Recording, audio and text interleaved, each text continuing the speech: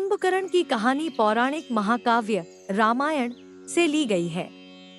कुंभकर्ण रावण का छोटा भाई था और वह अपने विशालकाय आकार और महान योद्धा कौशल के लिए जाना जाता था। यहाँ कुंभकर्ण की कहानी का विस्तृत विवरण प्रस्तुत है। कुंभकर्ण की उत्पत्ति और वरदान। कुंभकर्ण लंका के राजा रावण और विभीषण का भाई था। वह एक शक्तिशाली राक्षस था जिसकी भूख अत्यधिक थी। कुंभकर्ण और रावण दोनों ही असुर कुल के थे और भगवान ब्रह्मा से वरदान प्राप्त करने के लिए तपस्या कर रहे थे।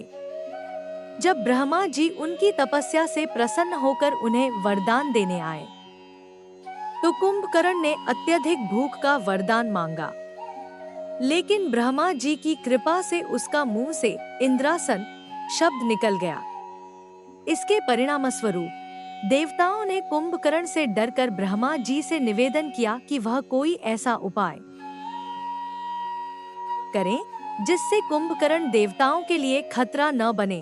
कुंभकर्ण की निद्रा। ब्रह्मा जी ने कुंभकर्ण को यह वरदान दिया कि वह 6 महीने तक सोएगा और सिर्फ 1 दिन के लिए जागेगा।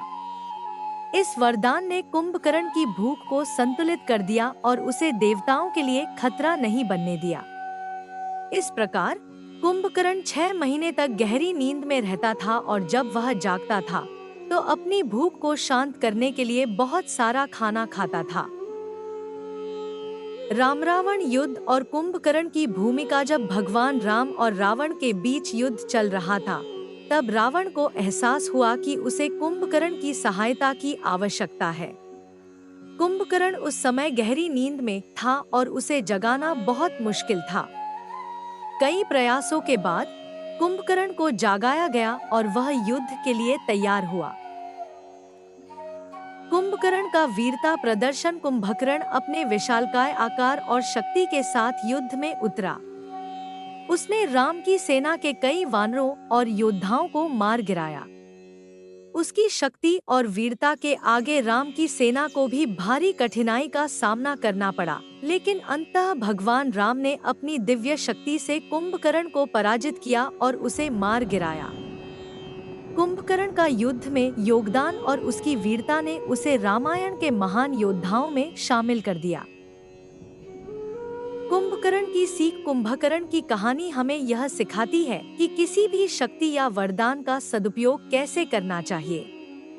अगर कुंभकर्ण ने अपनी शक्ति का सही उपयोग किया होता तो वह न केवल अपने परिवार बल्कि समाज के लिए भी एक प्रेरणा बन सकता था। इस प्रकार कुंभकर्ण की कहानी रामायण के अन्य पात्रों की तरह ही अद्वितीय और प्रेरणादायक है।